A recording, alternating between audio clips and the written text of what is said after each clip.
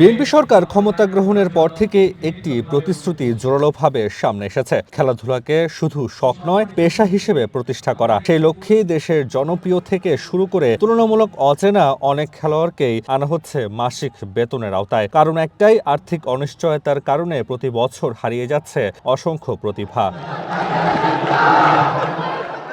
এই বাস্তবতা বদলাতে সরকার চালু করতে যাচ্ছে মাসিক বেতন ভাতা। প্রাথমিকভাবে 129 জন পদকজয়ী ক্রীড়াবিদকে এই সুবিধার আওতায় আনতে যাচ্ছে যুব ক্রীড়া মন্ত্রণালয়।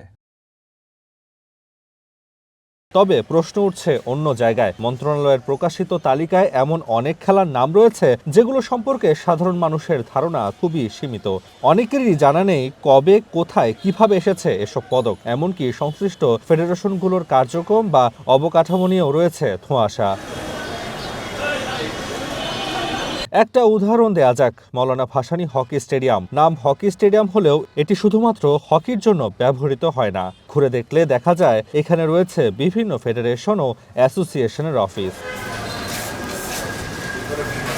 এর মধ্যে একটি ইয়োগা অ্যাসোসিয়েশন। স্টেডিয়ামের 214, 215 নম্বর রুম তাদের নামে বরাদ্দ থাকলেও চোখে পড়ে না কোনো দৃশ্যমান কার্যক্রম। সারাদিন একাধিকবার যোগাযোগের চেষ্টা করেও পাওয়া যায়নি সংগঠনের সাধারণ সম্পাদককে। অথচ এই অ্যাসোসিয়েশনের 3 জন আছেন সরকারি বেতনের আওতায়। অন্যদিকে সম্পূর্ণ ভিন্ন চিত্র, নতুন হলেও সক্রিয় একটি সংগঠন সেপাক টাকরো অ্যাসোসিয়েশন। খেলা অপরিচিত হলেও তাদের কার্যক্রম দৃশ্যমান। নিজেদের বরাদ্দ মাঠে নিয়মিত অনুশীলন চলছে, রয়েছে কিছু অর্জনও। যদিও অফিস স্পেস বরাদ্দ পেলেও এখনো পুরোপুরি গুছিয়ে উঠতে পারেনি তারা।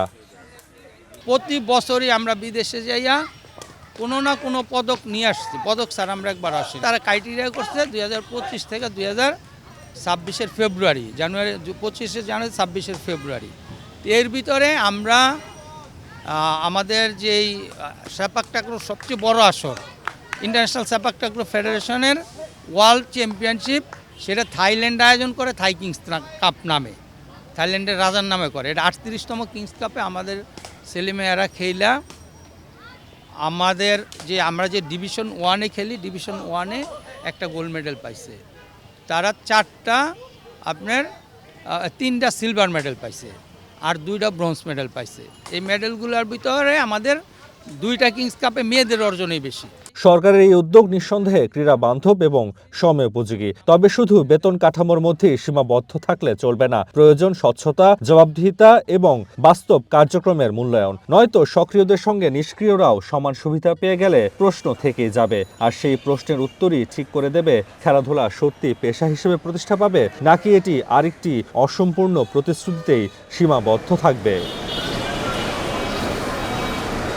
তাসওয়ান নাফি, ওয়ান স্পোর্টস, ঢাকা।